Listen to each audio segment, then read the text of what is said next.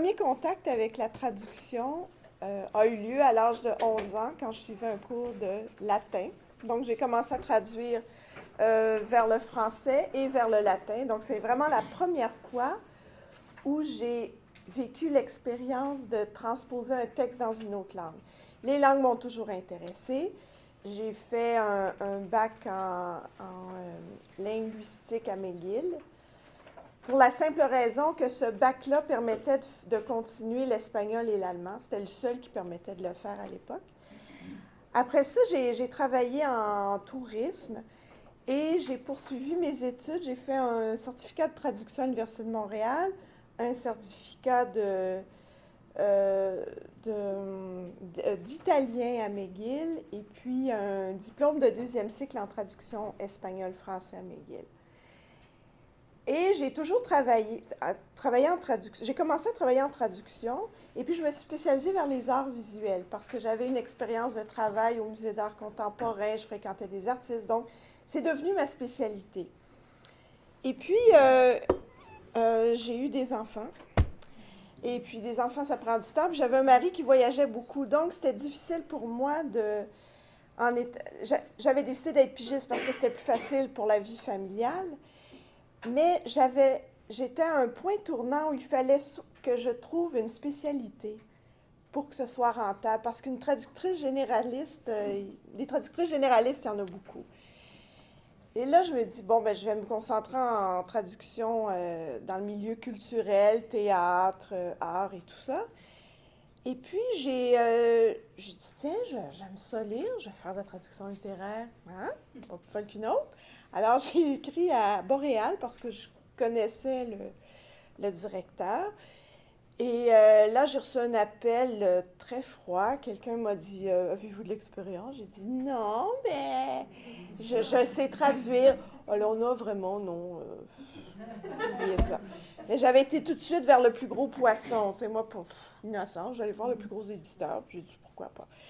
Mais bizarrement, un an plus tard, j'ai reçu un appel comme 3 semaines avant Noël et où on me demandait de traduire un échantillon de la biographie de Glenn Gould. Et par le plus grand des hasards, j'avais lu le Globe le samedi précédent et j'avais lu la critique du livre et j'avais vu les annonces et j'ai dit « Mais oui, la biographie de Glenn Gould, bien entendu! » Et là, j'ai dit « C'est un signe du ciel, je suis sûre. » Alors, j'ai fait l'essai, l'échantillon, et j'ai eu le mandat. Donc, c'était j'ai eu de la chance, mais j'ai travaillé pour, parce qu'on était 2 ou 3 à soumettre un échantillon, ils ont choisi le mien. Et juste avant, j'avais traduit un premier catalogue d'exposition pour les presses d'Université Laval à Québec. Donc, c'est comme ça que ça a commencé. Et j'ai eu la chance, une vraie chance de débutant. J'ai gagné le prix du gouverneur général pour ma première traduction publiée. C'était pas la première traduction littéraire, mais c'est la première qui était publiée. Et par la suite, ça s'est enchaîné. 1 livre, 2 livres, 3 livres par année, et maintenant, j'en suis rendue à 50. Mais il faut dire que dans ces 50 livres, il y a beaucoup d'œuvres de littérature jeunesse qui sont donc des ouvrages plus courts. Donc, comme vous le savez, la traduction littéraire, selon le Conseil des arts du Canada, comporte le roman, la nouvelle, le théâtre, la poésie, la biographie et les essais. Mais on exclut de ça les guides pratiques, les ouvrages techniques, scolaires, les livres de recettes, les guides de voyage. Ça, on inclut plutôt ces ouvrages-là dans la traduction pour l'édition, si vous voulez. Au Canada, il n'y aurait tout simplement pas de traduction littéraire sans le Conseil des arts du Canada, parce que la plupart des ouvrages traduits dans le domaine littéraire au Canada sont subventionnés entièrement par le Conseil des arts du Canada. Donc, tous les honoraires des traducteurs sont versés par le Conseil des arts à l'éditeur qui le verse ensuite au traducteur. Les tarifs au mot varient de 18 cents à 22 cents le mot, 22 cents étant payé pour la poésie. Il s'agit essentiellement de textes d'auteurs canadiens, écrits en anglais, en français ou en langue autochtone, quoi que ce soit assez marginal, vers l'anglais, le français ou une langue autochtone. Donc, on ne subventionne pas d'ouvrages traduits dans des langues européennes ou d'autres langues que celle-là, non officielles. Il est plus rare qu'un ouvrage en anglais ou en français soit traduit vers une langue étrangère. À ce moment-là, les éditeurs ont droit à d'autres genres de subventions. La façon dont ça fonctionne, c'est qu'un éditeur, dans mon cas, un éditeur francophone, la plupart du temps québécois, achète les droits de traduction d'un roman. Ensuite, il se charge de trouver un traducteur pour faire cette traduction-là. Donc, nous, on arrive vraiment généralement, la plupart du temps, c'est le choix de l'éditeur. C'est l'éditeur qui choisit l'ouvrage à traduire. Ce n'est pas nous qui allons proposer des ouvrages. Je l'ai déjà fait à quelques reprises, ça n'a jamais fonctionné. Je ne perds pas espoir, mais c'est pas comme ça que ça fonctionne dans mon cas. Donc, il est important, c'est un travail essentiellement autonome, pigiste. Les traducteurs littéraires sont comme des petites PME. On ne peut pas être employé d'une maison d'édition et recevoir en même temps des subventions du Conseil des arts. Donc, quand on s'établit comme traducteur littéraire, il faut qu'on considère qu'on a une petite business. On doit faire du service à la clientèle, du démarchage, de la promotion, de la comptabilité et tout ce qui entoure les divers départements d'une PME, par exemple. Les relations entre l'éditeur, les éditeurs, dans ce cas-là, sont nos clients. On est un fournisseur de services et les éditeurs sont nos clients. Donc, on doit les traiter comme des clients. Quand on est sur le marché de la traduction littéraire, on doit se faire connaître, se faire apprécier, traiter nos clients d'une façon exceptionnelle, comme vous aimez être traité quand vous êtes client d'une entreprise, et on doit constamment chercher du travail. Et souvent, des sollicitations que j'ai faites prennent 1 an avant d'aboutir. C'est déjà arrivé, il ne faut pas perdre espoir. Et je suis du genre qui écrit des cartes de Noël, et ça marche. Je vous jure, ça marche. Et j'ai aussi... il faut évidemment se démarquer. Alors, quand je fais quand je veux travailler pour un éditeur ou j'ai un ouvrage à proposer, je dois d'abord connaître ce que fait l'éditeur, ce qu'il publie, quel genre de roman, est-ce que c'est plutôt des essais, des biographies, quel thème il apprécie. Et à partir de ce moment-là, c'est beaucoup plus efficace de solliciter l'éditeur. Il faut donc connaître son marché, comme n'importe quelle entreprise doit connaître son marché. On va dans les salons du livre, on lit les publications spécialisées, les suppléments littéraires dans les journaux. Dans mon cas, je lis les journaux anglais parce que les livres à traduire sont publiés en anglais, donc je dois voir ce qui se passe. On reste à l'affût. Il faut avoir les antennes ouvertes et je vous dis que des fois, je ne sais pas comment expliquer ça, vous allez penser que c'est un peu weird, là. Mais on reste à l'affût et on dirait que plus on reste à l'affût, plus l'information vient à nous. Ou si on s'intéresse à un sujet. Si je traduis un livre, je ne sais pas, moi, j'ai traduit la biographie de Chris Hadfield, eh bien, pendant la période où j'ai travaillé là-dessus, j'entendais parler d'espace, de NASA, de fusées, partout. Il n'y en avait pas plus que d'habitude, mais c'est moi qui étais à l'affût. Donc, on reste à l'affût des sujets qui nous intéressent, des auteurs qu'on aime, des sujets qui nous passionnent, et on essaie de faire des liens, de faire des approches. Par exemple, quand je sollicite un éditeur, je n'écris pas un courriel, j'envoie un document papier. Ma logique, c'est que je travaille avec des gens qui publient des objets en papier, des livres, qui aiment le papier, qui aiment l'impression. Je me dis qu'eux vont être sensibles à un document qu'on reçoit sur papier. D'ailleurs, on remarque beaucoup plus ce qu'on reçoit dans la boîte aux lettres que ce qu'on reçoit dans notre boîte de courriel. On y prête beaucoup plus d'attention. Et une lettre de sollicitation, je peux prendre 3 jours à l'écrire. Pas 3 jours entiers, mais je l'écris, je la dépose, je la reprends. Et j'essaie toujours d'amener le sujet pour intéresser l'éditeur, par exemple. Si, par exemple, il a reçu un prix, je le félicite en passant. Ce que vous publiez me passionne et j'ai entendu parler d'un ouvrage d'un tel. Est-ce que ça vous intéresserait que je le traduise pour vous, blablabla, en tout cas. Je sais, mais là, c'est pas une très bonne recette parce que ça n'a jamais marché. Mais bon, non, en fait, indirectement, ça a marché, mais c'est pas, faut pas s'attendre à des résultats immédiats à tout champ.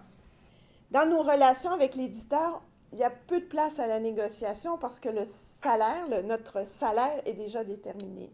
Ce qu'on peut négocier, ce sont les délais et puis les versements. C'est tout. Sinon, tarif impossible à négocier.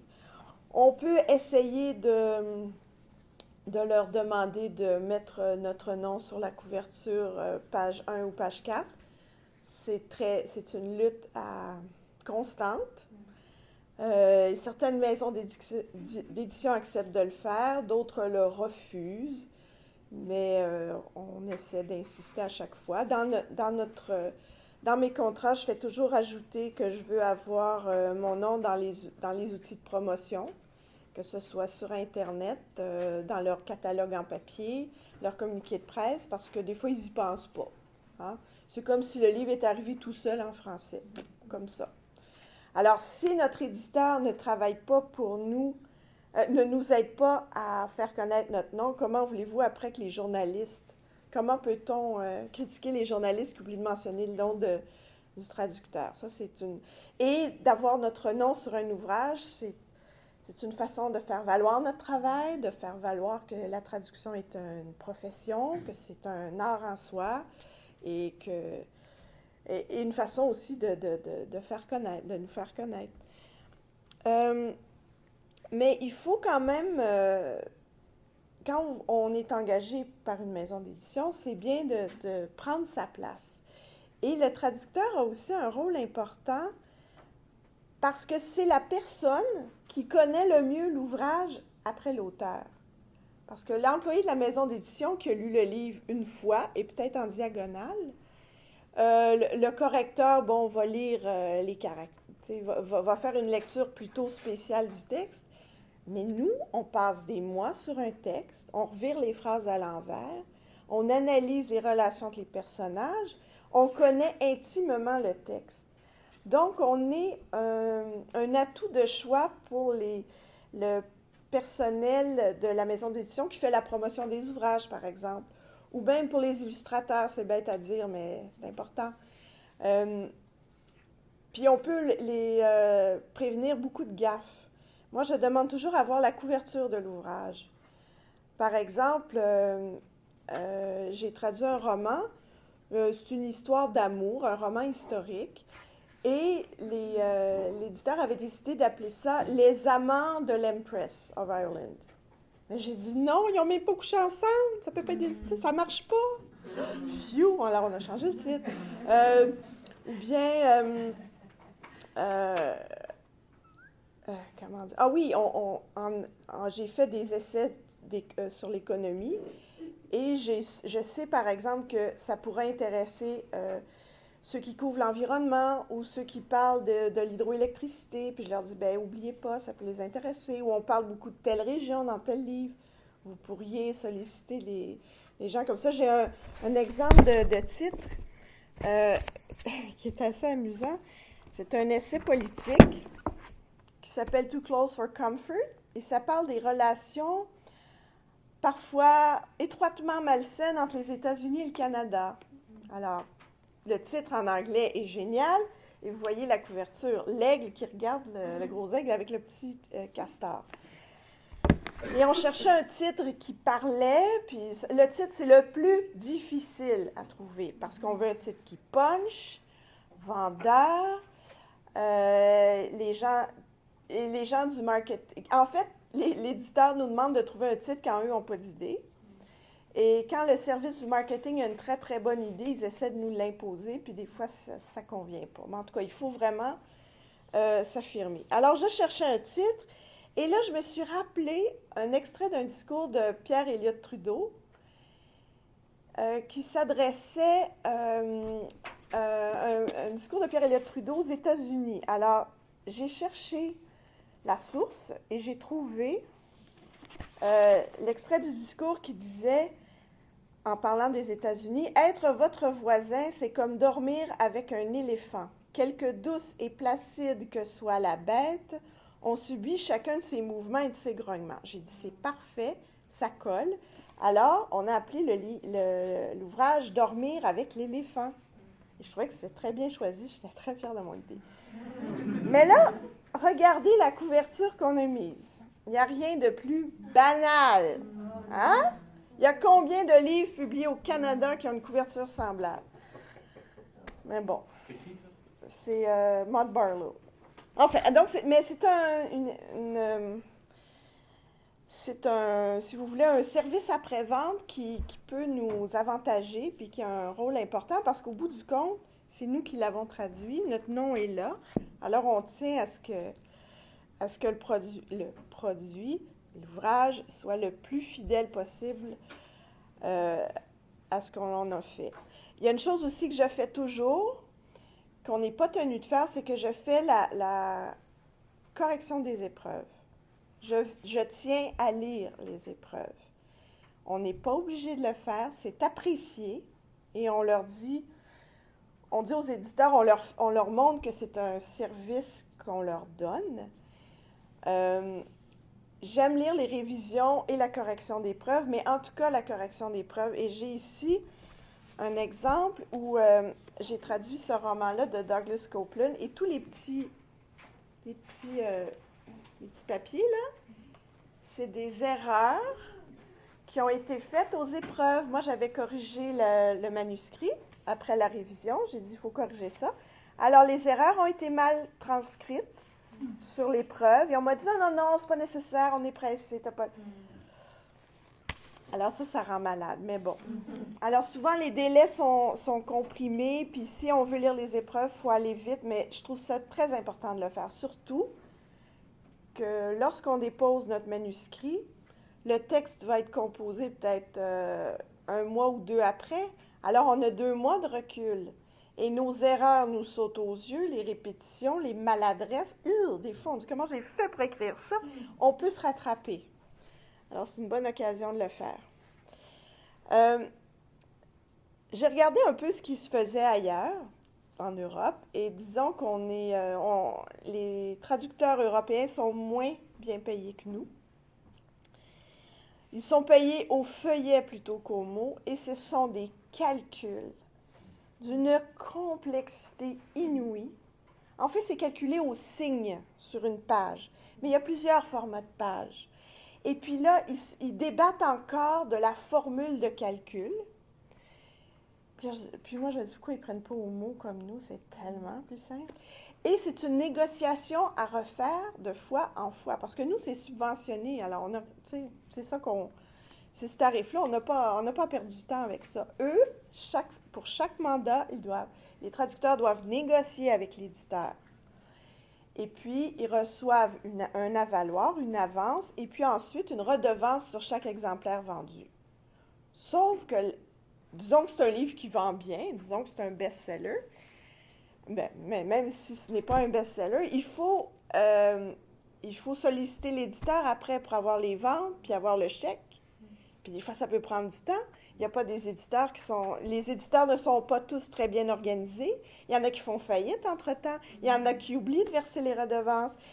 Et il y en a qui sont carrément malhonnêtes. Nous, on n'a pas ce problème-là. On est payé 18 cents, that's it, c'est fini. Mon mandat est fait, j'y pense plus. Je suis payée, puis c'est fini. Par contre, on n'a pas de redevance. Si jamais on traduit un best-seller, on est payé le même prix. Par contre, souvent, on traduit des ouvrages qui se vendent à 600 exemplaires. Et souvent, on est payé davantage que l'auteur. Mais bon, l'auteur reçoit 10% du prix de vente du livre, mais nous, on est payé en fonction de la longueur. Euh, donc,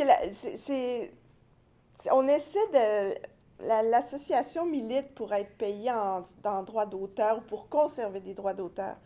Mais souvent, les éditeurs tiennent à conserver le droit d'auteur de nos traductions. C'est-à-dire qu'on conserve le droit, la propriété morale, si vous voulez, mais cet ouvrage-là a été vendu en France et publié en France, mais j'en ai rien tiré de plus. Par contre, je fais ajouter maintenant dans les contrats, même si c'est hypothétique, je dis si jamais l'ouvrage est vendu en France ou ailleurs, j'aimerais avoir une petite redevance qui pourra servir à conseiller les éditeurs français, parce que souvent, ils veulent changer le texte, le mettre à leur main, alors en gardant un petit droit de regard, mais ça ne s'est pas produit encore. En Europe, il y a beaucoup de résidences de traducteurs. Toi, t'en as fréquenté. Ce sont des lieux où on se réunit entre traducteurs pour travailler sur un texte pendant une courte période, deux, trois semaines, un mois, et où on travaille, on discute, parfois les auteurs viennent. C'est une occasion formidable de travailler et d'échanger. Moi, j'ai eu le bonheur de le faire à Banff cet été pendant 3 semaines. Nous étions 17 traducteurs de partout dans le monde. Et puis, pendant 3 semaines, on a discuté, on s'est rencontrés, on a fait des rencontres, on a bu du vin, évidemment. On a fait la hausse, mais si peu. Et puis, mais ça a été, depuis que je fais ce métier-là, c'est la première fois que j'y participais et c'est vraiment une aventure extraordinaire. En Europe, il y a plusieurs de ces lieux-là. En Amérique du Nord, il n'y en a qu'un seul et c'est à Banff. Ça, je pense que c'est une résidence de traducteur. On peut faire ça, je pense, en mi-carrière. Débutant, c'est peut-être qu'on n'en profiterait pas autant. Hein? Mais quand on a avancé un petit peu, là, s'offrir ça, c'est vraiment extraordinaire. Et c'est déductible d'impôt. Ah bon? Bien sûr, ça c'est jour de travail. Ah, ben moi j'ai une bourse. Fait que ça... Mais excusez-moi. Oui. Donc vous avez décidé d'aller là. Tiens, je vais aller à la résidence. Oui, ben en fait... Oui, Banff. Ah oui. En fait, cette résidence-là est offerte à des traducteurs qui travaillent dans des langues parlées dans les Amériques. En fait, espagnol, anglais et français. Et on doit soumettre un projet de traduction auquel on veut travailler et expliquer pourquoi et fournir un échantillon. Mais moi, ça fait des années que je voulais y aller, mais ça ne fonctionnait jamais parce que c'était pas dans... La période ne fonctionnait pas. Il faut qu'au mois de juin, on soit en train de travailler à notre traduction. Et souvent, les ouvrages ne s'y prêtaient pas. Des biographies, des ouvrages économiques, ça n'avait pas vraiment de chance d'être choisi. Mais cette année, j'ai vu en bas qu'ils acceptaient en bas de la liste, qu'ils acceptaient des projets libres sans éditeur. C'est-à-dire avant qu'ils soient acceptés par un éditeur. J'ai dit, je vais essayer. Il y a des années que je veux traduire ce roman-là de Trevor Cole. Alors, j'ai fait toutes les démarches. J'ai traduit l'échantillon. J'ai communiqué avec l'auteur. Il m'a fourni une lettre d'approbation. J'ai envoyé mon dossier. J'étais très fière de l'avoir fait dans les temps. Je dis, bon, je sais comment ça marche. Et puis, ils m'ont choisi. J'étais vraiment surprise qu'ils m'aient choisi. Et puis, mon auteur est venu pendant une semaine. Alors, on a travaillé ensemble pendant une semaine. Et là, je vais avoir 3 chapitres. Bien là, j'en ai 2 terminés, peut-être un 3e. Et on va solliciter les éditeurs avec l'échantillon de 3 chapitres, en espérant qu'on trouve un éditeur. Donc, normalement, il faut se présenter avec un contrat d'édition et un ouvrage à traduire. Mais c'est vraiment extraordinaire. Si on parlait des prérequis, donc... disons que ça vous intéresse comme métier. Alors, on le dit, c'est exclusivement à la pige. Donc, si vous avez besoin, pour une raison ou une autre, d'une sécurité, d'un salaire régulier, révisez vos options ou gardez votre job de jour. Il faut aussi une souplesse sur le plan financier parce qu'un ouvrage auquel on travaille pendant 4 mois peut être rémunéré, disons, 3 fois. Donc, on peut recevoir 3 chèques. Il faut bien s'organiser financièrement parce que des fois, on reçoit des gros chèques puis là, on est tout excité, mais on n'oublie pas qu'on oublie qu'il y a 6 autres mois à suivre. Alors, il faut vraiment s'organiser. Donc, je vous l'ai dit, il n'y a pas de négociation possible. Vous avez votre tarif au mot, vous savez combien de mots vous pouvez traduire par jour. Il faut se conformer à ça. C'est difficile aussi, quand on se lance en traduction littéraire, de garder des clients réguliers. Disons que vous êtes pigiste dans le domaine banquier, par exemple. Ça, c'est une très bonne idée parce que ça paie très bien, le domaine bancaire. Pardon, pas banquier, bancaire.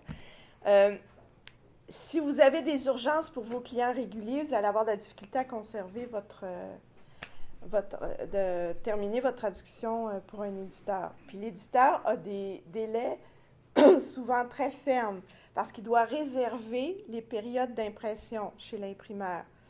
Il se réserve une période chez l'imprimeur, il doit prévoir le temps de montage, le temps de correction, la correction, la révision, correction des preuves. Donc, on a intérêt à ne pas être en retard parce qu'on retarde toute la chaîne et l'éditeur risque de manquer sa fenêtre, son créneau chez l'imprimeur.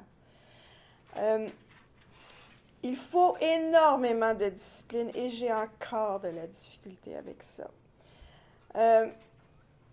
Il faut s'asseoir le matin dans son bureau, dans son sous-sol et travailler. Et quand il fait beau, quand on a une amie qui nous invite à luncher, c'est difficile, mais il faut le faire. Mais on finit par le faire. Mais il faut aussi passer des nuits blanches. Ça m'arrive régulièrement, quoique avec l'âge, c'est de plus en plus difficile, je veux dire. Il faut prévoir des longues échéances. Donc, j'ai un mandat de 70 000 mots. Je divise par 1500 mots. Et je sais, grosso modo, combien de jours je devrais consacrer à cet ouvrage-là. On n'a pas de budget pour la révision. Hein? Donc, si on sent qu'on a besoin d'être révisé, d'être aidé, il faut se débrouiller, il faut se faire des amis, il faut faire de l'échange de services. Parce que si vous payez un réviseur, ça risque de manger votre profit pas mal.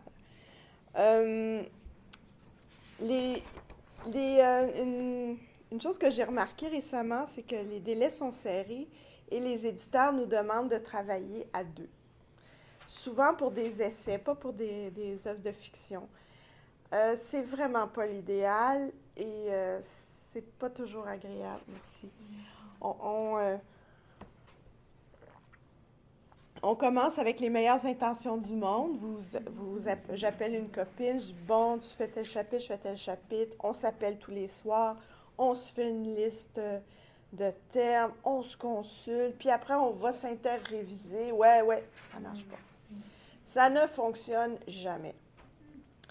Donc, ce qu'on peut faire de mieux, c'est se faire des listes terminologiques communes, mais c'est très rare qu'on ait le temps de s'inter-réviser puis de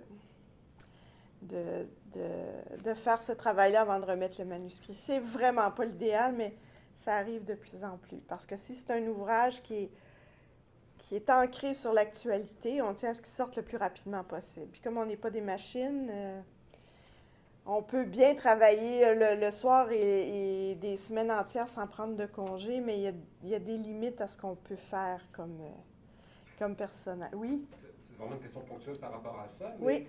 Si l'ouvrage est récent, ancré dans l'actualité, comme tu le dis bien, oui. Et qu'on veut que ça sorte rapidement, le Conseil des arts, ça prend 2 à 3 mois avant d'avoir une réponse. Bien, souvent, c'est des éditeurs qui sont bien installés, qui prennent le risque, qui savent, oui, avec un téléphone, disent « Écoute, j'ai un ouvrage d'un tel, inquiète-toi pas, ça va être subventionné. Okay. » Ça arrive présentement, je traduis un ouvrage de Jeff Rubin, qui est un vulgarisateur en économie. Il écrit vraiment bien. C'est le 3e ouvrage de lui que je traduis. Et là, l'ouvrage est paru en anglais il y a à peu près 4-5 mois. Et Harper était toujours au pouvoir. Hein? Alors là, Alors là, moi, j'avais préparé une liste de questions. J'ai dit, Monsieur Rubin, si Harper ne revient pas au pouvoir. Alors, il m'a répondu, comment modifier le texte en fonction? Pas pour prendre le lecteur pour des imbéciles. Non, non, il ne l'est plus, là. Alors, ça change beaucoup de choses. Et entre-temps aussi, on a eu une nouvelle première ministre en Ontario et en Alberta. Donc, ça changeait beaucoup dans son texte. C'est un gros travail qui m'attend demain pour corriger les... là, je révise là, le texte. Ça va être un gros travail. Sur le plan personnel, la qualité la plus importante, c'est d'avoir beaucoup d'humilité. Hein, parce qu'on nous oublie souvent, je vous l'ai dit, dans les médias. On oublie de nous inviter au lancement quand il y en a. Ben non. Hein. On oublie notre nom parfois. C'est arrivé. Pas de nom dans l'ouvrage. On oublie notre nom sur les sites web. Ça, je rappelle, ça se corrige facilement. Je leur dis, s'il vous plaît, mettez mon nom. C'est ma carte de visite. C'est la seule façon qu'on a de se faire connaître un peu. Il faut aimer travailler à long terme. Si vous aimez le changement, si vous aimez changer à chaque semaine, à chaque mois, oubliez ça. Parce qu'un ouvrage nous prend plusieurs mois. Il faut s'y plonger. Il faut se plonger dans le sujet. Il faut aimer revenir, triturer le texte, repasser. Il faut aimer travailler seul, évidemment. Mais il faut en même temps garder sa santé mentale. Alors, il faut sortir aussi. C'est pour ça que des fois, je vais travailler en bibliothèque ou je sors le midi parce que je me rends compte que je peux passer des semaines dans mon sous-sol à travailler. Je dis, non, ça n'a plus de bon sens, là. Il faut que je vois de l'air. Faut que ça sorte. Alors, je vais travailler ailleurs. Ça, c'est un plaisir de notre métier. On prend l'ordi et on s'en va s'installer où on veut. Il faut aimer fouiller partout, dans toutes sortes de sources, parler à toutes sortes de gens. Quand j'ai fait l'ouvrage sur Glenn Gould, j'ai dû parler à un accordeur de piano, parce que Glenn Gould était très particulier sur la façon d'accorder son instrument, et il y avait un passage que je ne comprenais pas. Vraiment pas, je ne comprenais pas ce que ça voulait dire. Alors, j'ai appelé un accordeur de Trois-Rivières. J'ai dit, oui, consonant. Ah, son fameux CD 318. Oui, justement, c'est cet instrument-là. Alors, il m'a expliqué exactement ce que l'auteur voulait dire par la particularité. Il faut aimer parler à des gens dans toutes sortes de métiers, toutes sortes de spécialités.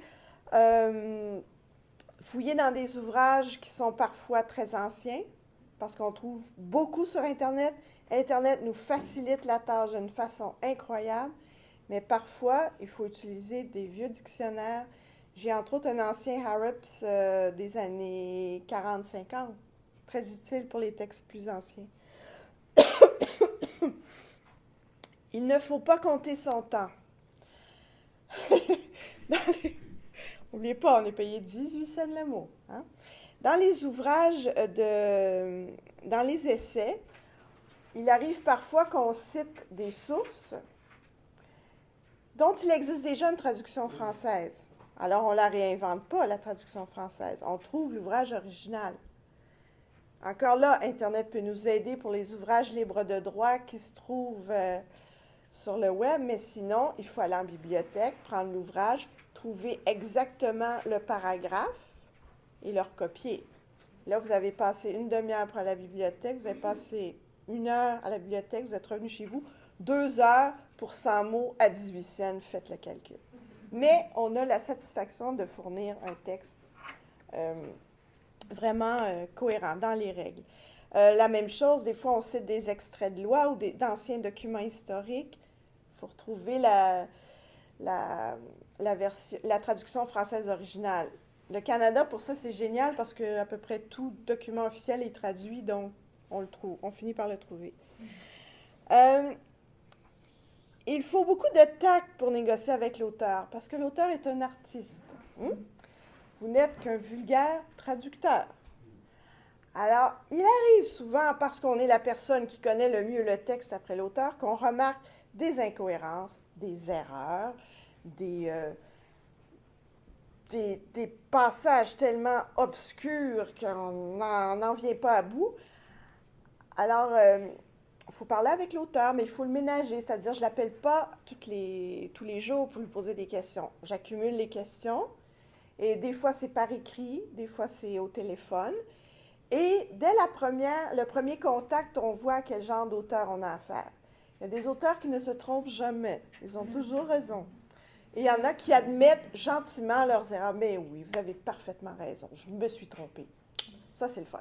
Alors, quand on a un auteur comme ça, on se permet, toujours gentiment et avec tact, de lui demander si ça ne serait pas ça qu'il aurait voulu dire. J'ai un exemple intéressant. Un homme faisait un récit. C'est un homme d'affaires de Toronto qui a pris sa retraite et qui a décidé d'aller faire du bénévolat en Afrique pour les médecins volants, Flying Doctors. Alors, il a décidé de prendre son Cessna, de partir de Toronto pour aller au Kenya et de travailler 2 ans là-bas pour transporter des médecins et des infirmières dans les zones reculées d'Afrique. Très beau. Mais c'est un pilote très malhabile qui a fait énormément d'accidents. Alors, toujours à bord de son Cessna. Alors, il raconte ses périples. Là, j'ai tiré la manette, j'ai fait ci, j'ai fait ça. Puis là, il raconte l'accident, mais là, je comprends rien. Bien, je comprends les mots, mais je ne sais pas à quoi ça correspond. J'ai un collègue à l'OTIAC qui est pilote, traducteur et formateur en pilotage. Alors, je lui fournis ma traduction brute. Et là, il me rappelle, il dit « Rachel, ne prends jamais l'avion avec ce type. » Alors, le cher homme, en plus de faire des accidents, il se trompait dans sa description des manettes et des actions, des gestes qu'il faisait comme pilote. Alors, heureusement, mon ami pilote m'a rétabli ces passages-là. Et aussi, le fameux pilote raconte un voyage qu'il a fait. Il a fait un tour de l'Afrique par le sud. Puis là, il décrit son voyage. Alors moi, je suis avec ma carte de l'Afrique. Je ouais, hein? Désert? Mais non, ça marche pas. Et là, je me rends compte qu'il parlait du mauvais désert. Ce désert-là, il n'est pas là, il est là. Alors, gentiment, on lui dit, est-ce que ça ne serait pas par hasard? Il dit, bien sûr. Bon, alors c'est gentil.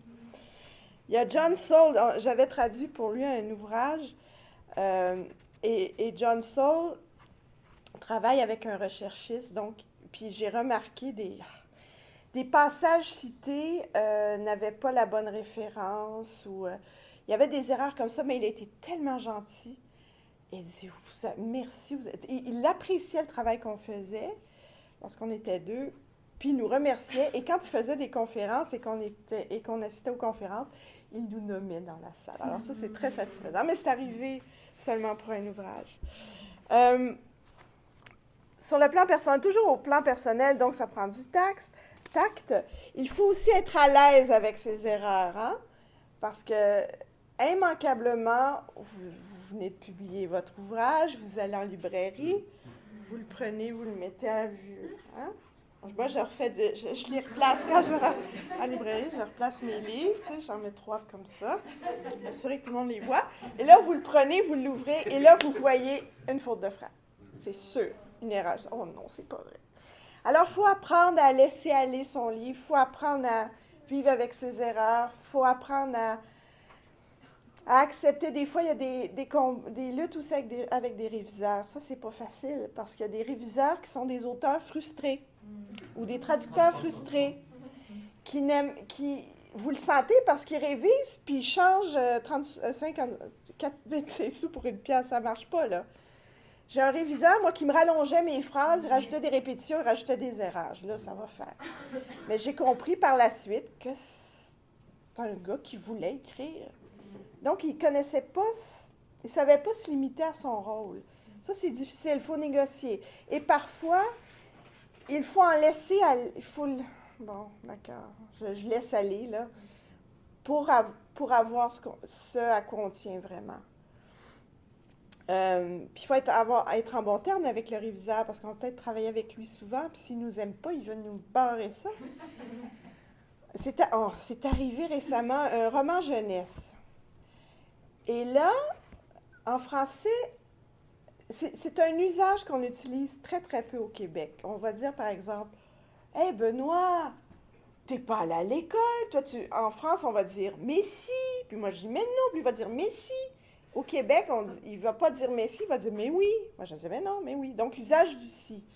Alors, mon roman jeunesse, qui se passe au Canada, avec des petits gars de 13 ans. La directrice d'édition est une Française établie au Québec depuis 5 ans. La réviseure est une jeune Française en stage. Alors là, j'ai un dialogue comme ça. Mais tu n'en as pas parlé à ta mère? Mais si, mais non, mais si. J'ai dit non, non, non, non, non, oh, non, non. J'ai dit, vous ne me mettez pas ça. Mais voyons, c'est ce qu'il faut dire. J'ai dit, non, non, un petit gars de 13 ans au Canada ne dit pas ça. Même moi, je me considère quand même relativement instruite, là. J'utilise pas ça, je parle pas comme ça. Personne que je connais parle comme ça. C'est très... Surtout dans un dialogue. Je vous parle pas d'une description, je vous parle pas d'un texte...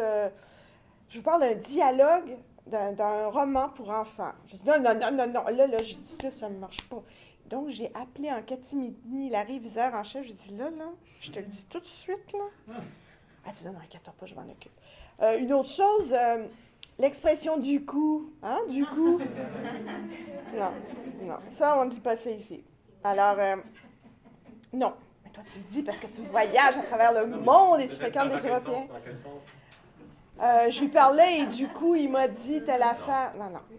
Mais là, vous écouterez attentivement, en Europe, les du coup, là, il y en a partout. Et personne ne sait exactement ce que ça veut dire. Non, mais c'est vrai. On ne sait pas exactement ce que ça veut dire du coup. C'est pas l'équivalent de pi. En effet, par hasard, c'était... Hein? C'est pas l'équivalent de pi. N'importe quoi, Puis là, je sais pas. En tout cas, du coup, bref, moi, dans mon livre, qui se passe au Canada, et avec des petits garçons de 13 ans, du coup, non, non, non, non, non. Mais il fallait que je me batte. Mais bon, j'ai réussi à faire passer ça. Donc, il faut être à l'aise avec ces erreurs parce que les écrits restent. Hein? Les livres durent plus longtemps qu'un texte qu'on traduit pour un client dans le domaine des affaires. Et nous, on a traduit un livre, on en est fiers, on l'aime, on lit les journaux pour voir s'il y a des critiques. On va en librairie, on replace les livres sur les tablettes. Hein? Puis on dit, l'avez-vous vu, l'avez-vous acheté? On écrit sur Facebook, mon nouveau livre, Twitter. Mais le livre, à un moment donné, il va être oublié, il va passer, le livre va être en librairie 3 mois, après ça, c'est fini.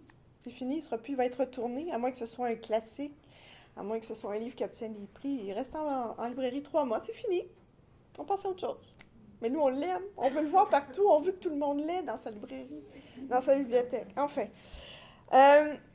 Et puis, vous le savez, comme traducteur dans n'importe quel domaine, il faut évidemment une grande culture générale. Il faut s'intéresser à toutes sortes de sujets. Ça facilite grandement notre travail si on n'est pas obligé d'aller sur Wikipédia à chaque fois qu'on a un truc qu'on ne connaît pas. Si je parle du contexte de travail, donc le contexte de travail, on l'a dit, on est à la pige. Notre unique client, nos seuls clients, ce sont les maisons d'édition, donc il faut vraiment apprendre à les connaître, savoir ce qu'elles font. Il faut être une personne agréable, ponctuelle, qui aime offrir un plus, comme je vous ai dit, la correction des preuves. Il faut tisser des liens avec les éditeurs, devenir de leurs alliés, se tenir informé des publications dans l'autre langue. Puis une chose fondamentale à ne pas oublier, c'est que le résultat de notre travail, à la différence de la traduction pragmatique, c'est que la plupart du temps, c'est lu pour le plaisir. C'est un bel avantage, ça. Donc, j'ai un parti pris vraiment très fort pour le lecteur. Tu sais, quand on parle sourcilleux, cibliste, moi, je suis plutôt cibliste. Je lis, quand j'ai fini mes traductions, je les lis toujours à voix haute pour voir le rythme, pour que ce soit agréable à entendre et à lire. C'est comment dire, je sais pas. C'est vraiment un beau plaisir parce qu'on se dit, la personne qui va passer 3 heures à lire mon livre, je dois la distraire, je dois l'informer, Parce que si elle n'aime pas ça, elle va le mettre de côté. C'est pas comme un ouvrage scolaire, c'est pas un rapport annuel, c'est pas un résumé de... C'est un ouvrage que quelqu'un a décidé de lire pour se distraire, se cultiver. Donc, je dois lui donner un plaisir à la lecture. Donc, si l'auteur emploie un style bancal, à moins que ce soit évidemment une œuvre littéraire qui a un style bien particulier, mais si on voit qu'il y a beaucoup de maladresse, de complications, de phrases longues, obscures, qui n'apportent rien à l'œuvre, là, qui n'est pas dans le caractère littéraire de l'œuvre, moi, je ne me gêne pas. Je mets ça beau, à mon goût. Mais en disant la même chose, je ne transforme pas les paroles de l'auteur, mais j'essaie de donner une expérience de lecture agréable. Et puis, il y a des paradoxes dans la traduction littéraire. Jamais vous n'aurez travaillé autant pour si peu. Si on veut fournir un travail qui est bien, il faut sans cesse repasser sur notre texte, faire des recherches, des fois aller en bibliothèque, fouiller, parler à des gens, et bon, mais notre tarif n'est pas à l'heure, hein, il est au mot. Les dictionnaires, les outils les plus récents ne sont pas nécessairement les meilleurs dans notre cas. Si vous avez un ouvrage historique, vous essayez de trouver des dictionnaires d'époque pour certains termes. Des fois, ce sont des ouvrages illustrés en botanique, en toutes sortes de sujets. Et un autre paradoxe, j'ai dit tout à l'heure, on est parfois payé davantage que l'auteur. Mais bon, c'est une réalité de notre domaine ici. Je vous ai apporté quelques ouvrages que j'ai faits. Donc, Joueur 1, qui est un roman vraiment intéressant de Douglas Coupland, c'est lui qui a créé le terme Generation X. Player One, oui. Joueur 1. Oui, c'est ça, j'étais en train de le lire quand on en a parlé dans des Ah oui, OK. Alors, j'ai traduit cet ouvrage-là. La traduction a été achetée en France. Donc ça fait un petit velours de... C'est le roman de science-fiction, le type dans son univers virtuel, c'est ça? Oh non, c'est très réaliste. C'est très réaliste. Mais en fait, c'est l'histoire de comme la fin du monde vécue par 6 personnes qui se retrouvent confinées dans un bar d'aéroport. Donc, on a le récit en temps réel, d'heure en heure, et vécu par ces 6 ou 4, je ne sais même plus, ça fait trop longtemps. Enfin, par 5 personnages. Donc, ça a été un grand plaisir de faire ça. Peux-tu parler de ce qui s'est passé avec les Français? Comment ça s'est passé? Ben, écoute, je l'ai su comme ça. Ah bon, ils t'ont même pas prévenu qu'il y avait... Non, ben, je l'ai appris, mais j'ai rien à dire. Là, non, bien sûr. Mais est-ce que tu as confronté les deux? J'ai pas osé. Ça fait trop peur. Non, j'ai pas osé. Parce que cet ouvrage a été traduit au Québec. Des Français ont acheté la version que j'ai faite, mais je ne l'ai pas lu pour voir ce qu'ils avaient changé. J'ai pas osé. J'ai trop peur. Bon. Parce que des fois, ils veulent le mettre à leurs mains, mais parfois c'est malhabile, parfois ça colle pas du tout. Ça se passe à Toronto, là. Faut garder l'américanité du texte aussi. Ce que certains oublient de faire, ne font pas. Oui. Est-ce que ça arrive qu'ils vont le prendre en France tel quel? Bien, moi, ça ne m'est pas arrivé souvent. Laurie Saint-Martin et Paul Gagné, là, un couple qui travaille énormément, donc qui ont eu beaucoup de traductions vendues en France, disent que c'est des négociations sans fin. Bleuet devient myrtille, puis un comptoir de cuisine, c'est un plan de travail, puis je pense qu'ils abandonnent. Sauf dans les cas vraiment flagrants d'erreur, là, mais c'est parce que c'est un drôle de problème. Les éditeurs disent que leurs lecteurs ne comprendront pas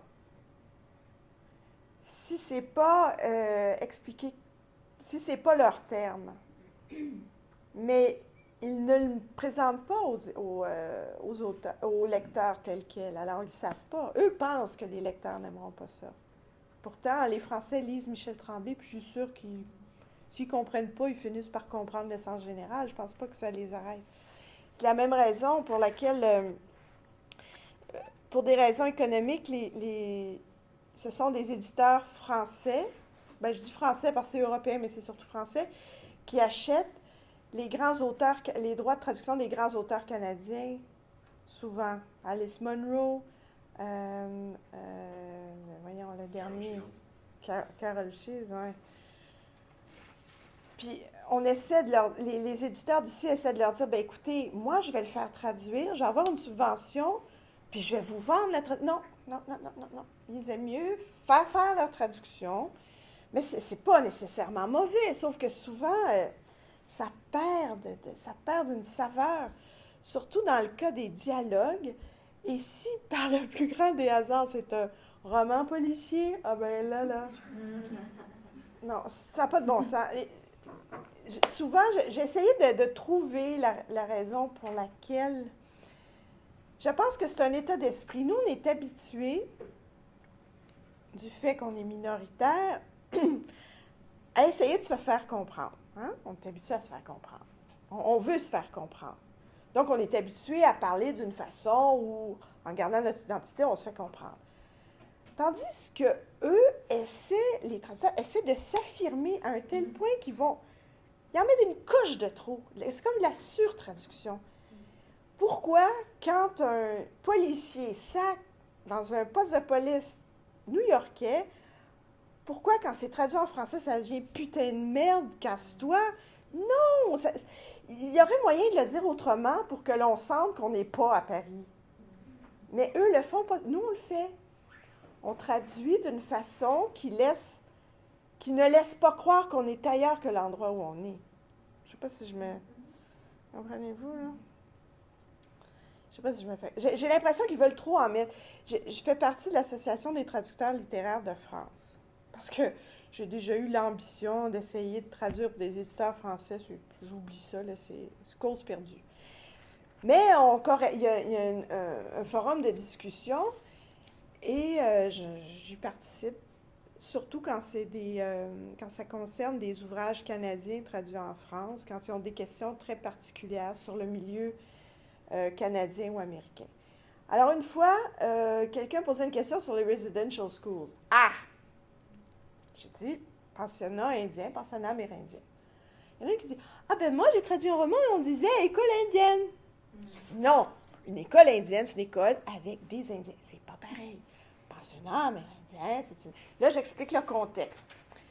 Non, ben moi, là, je crois pas, moi, je pense... Mais là, je dis ça comme ça. Ben non, moi, je pense qu'il faut dire ça. Je dis, non, ce n'est pas ça. Puis là, j'essaye d'expliquer. Puis là, je leur sors des articles je leur sors Termium, le grand dictionnaire terminologique, des articles de la presse pour leur montrer qu'ici, chez nous, on en parle tous les jours dans les journaux et on appelle ça toujours comme ça. Non. Ils commencent à argumenter, puis je signe, hein? Je dis, moi, si j'ai un expert si j'ai une question sur le contexte en Belgique, puis un Belge me dit, on appelle ça de même, je ne vais pas argumenter, je dis, OK, merci. Non, là, ça s'argumente, ça perd du temps. Puis je dis, mais voyons donc, ils sont bien enrageants. C'est toujours de même. Alors, puis quand ils traduisent des fois, des discussions sur des dialogues, puis là, des fois, je réponds, je dis, vous n'avez pas peur que le lecteur se croie dans le 4e arrondissement, si vous dites ça comme ça? Non, on dirait que c'est une notion qu'ils oublient. Ils oublient qu'on parle français en Amérique. Alors, moi, quand je leur réponds, je dis toujours, en Amérique française, nous appelons ça comme ça. Point. Là, je n'argumente plus, là. Je leur rappelle qu'ici, on a cette réalité-là. Baseball, un autre cas, baseball. En tout cas, baseball, alors eux, la Fédération française de baseball a publié un lexique. Alors, ils prennent les mots de la Fédération française de baseball, en tout cas. Mais... En traduisant, je peux ajouter que David Domel, oui. Notre collègue traducteur, oui. prof de traduction vers l'anglais au oui. département, Oui. J'avais lu un de ses romans en traduction française. Oui. Et au début, la traductrice avait prévu le coup. Elle annonçait, remarque la traductrice, tous les termes de baseball sont tirés de la Fédération française de baseball, qui doit comporter 30 personnes à peu près, parce que les Français ne jouent pas au baseball tellement, mais il y a quand même un petit groupe qui joue au baseball, et ils ont leur terminologie. Je pense qu'elle voulait se prémunir contre les critiques de gens qui jouent au baseball. Alors, nous, on a ce souci-là. On a ce souci-là de garder l'américanité du... Parce que souvent, essentiellement, ce sont des ouvrages canadiens qu'on traduit. Donc, oui. Pardon, mais eux, ils disent pas baseball, ils disent quoi? C'est quoi le Baseball. Baseball? C'est pas la balle molle, le baseball. Non, c'est un autre jeu. Ok. Mais ils utilisent, plutôt que de dire un bâton, ils disent une batte. Les buts, c'est autre chose. Les coussins, en tout cas.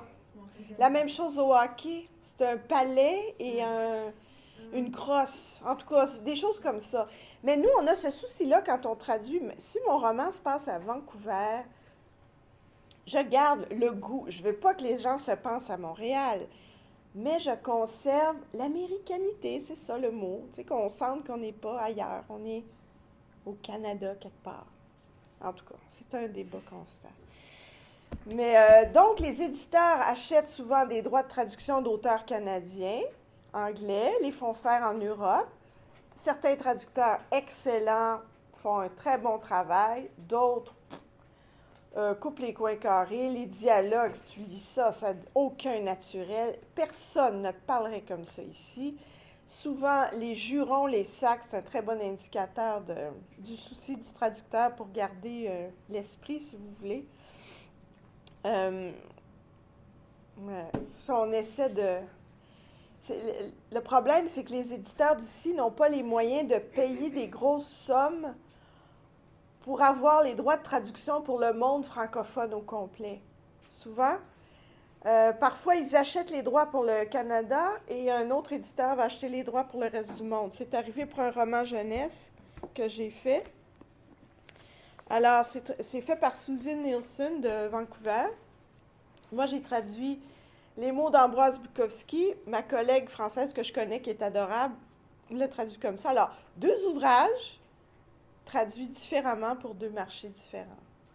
Mais dans le cas de la littérature jeunesse, ça s'explique un peu mieux parce que les lecteurs sont plus jeunes, ont une moins grande connaissance du monde. Donc, peut-être parfois, faut adapter à leur lectorat, j'imagine. Comme eux, la notion de apporter son lunch pour manger le midi, là, ça n'existe pas dans les écoles françaises. Alors, tu sais, elle a dû un petit peu expliquer. Puis, en tout cas. Mais c'est intéressant de voir comment 2 traductrices font le même boulot.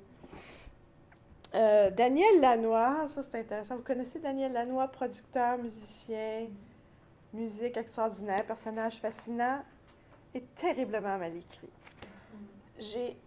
En traduisant ce livre-là, qui est un peu comme une autobiographie, j'ai compris qu'il avait dicté et que ça a été retranscrit parce que c'est trop oral. Il n'y a aucun ordre là-dedans, c'est pas chronologique, il saute du coq à l'âne. Il commence à faire un aveu, puis c'est-à-dire, il dit des choses, mais il ne dit pas tout. Comme à un moment donné, il dit « Ah, on a eu une longue séance d'enregistrement, and I passed out on the couch. » OK. Mais moi, je ne le traduis pas pareil s'il est drogué, s'il est malade, s'il est fatigué ou s'il a pris un coup. Je ne l'écris pas pareil, donc j'ai été obligée de lui écrire « Why? » Donc, et c'est un homme terriblement occupé, donc j'ai eu un rendez-vous téléphonique de 15 minutes, prévu une semaine d'avance, pour lui poser toutes mes questions. C'est un ouvrage difficile à traduire, donc, parce qu'il n'ose pas dire des choses. Il n'ose pas dire qu'il prenait de la drogue. Ben oui, on le sait, tout le monde le sait, mais dis-le. Tu sais, c'est une partie importante de la vie d'un musicien rock. On comprend qu'il probablement était très, très amoureux d'une célèbre chanteuse, mais il ne le dit pas. Mais dis-le, Seigneur, dis-le. Donc, c'est très insatisfaisant comme travail parce qu'on ne peut pas... il faut qu'on reste sur la limite du non-dit tout le temps, puis on ne sait pas pourquoi. Tu n'écris pas ta biographie si tu ne veux pas tout dire. Puis en plus, il y avait plein de détails manquants. Il raconte qu'il part tout seul en moto avec son frère à l'âge de 14 ans aux États-Unis. Ta mère, qu'est-ce qu'elle a dit? Je sais pas, là, mais moi, il me semble, ton fils part en moto à 14 ans aux États-Unis puis il donne pas de nouvelles pendant 3 mois. Est-ce qu'elle était inquiète? Il me semble que c'est un renseignement intéressant à savoir quand tu écris une biographie. Non, alors c'était très difficile à faire. Ça, c'était du bonbon, M. Hadfield. Alors, il écrit très bien et c'est très poétique comme langage, puis très drôle, du bonbon. C'est vraiment...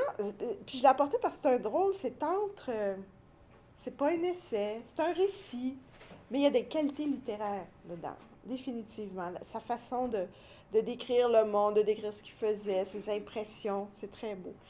Le GG que j'ai eu, c'est pour vous montrer quand vous recevez ça, il vous donne on vous remet, en plus du gros chèque, une version, une reliure d'art du livre. En fait, c'est bien. Et puis, du travail que je fais beaucoup aussi, c'est en art visuel, des catalogues. Donc, ça, j'adore faire ça. C'est à la fois beaucoup de travail documentaire. Ça prend une sensibilité pour décrire les œuvres que l'on voit. Beaucoup de recherches à faire dans différentes sources. Là encore, des fois, on doit reprendre l'auteur. Ça m'est arrivé des fois. On disait, je traduisais une nouvelle tendance, c'est les catalogues, les ouvrages virtuels. J'ai traduit 2 catalogues qui ne seront que sur Internet, mais c'est des catalogues d'œuvres d'art. Alors, on parlait de Emily Carr qui était très mal à l'aise quand elle est arrivée en Europe de devoir dessiner des modèles nus. Et moi, pour le travail, je lisais sa biographie où elle me décrit justement qu'elle a découvert la beauté du corps humain. Je disais, écoutez, entendez-vous? Alors, j'ai soumis cette espèce d'imprécision-là à l'auteur qui a corrigé son texte. C'est drôle, hein? Enfin, mais c'est une petite satisfaction qu'on a. C'est tout ce que j'ai apporté. Ah, ça, c'est le dernier. Je suis en nomination pour cette année, mais je ne l'aurai pas. Je sais. Je suis. Il y a Laurie Saint-Martin avec Mordecai Rich. Ça, c'est un autre ouvrage. C'est un grand plaisir aussi quand on traduit plusieurs ouvrages d'un même auteur. Parce qu'on le connaît. Là, c'est le 3e que je fais. Je suis en train de faire le 3e du même auteur. Et puis, ça, c'est un plaisir qu'on a. Ben voilà. Avez-vous des questions?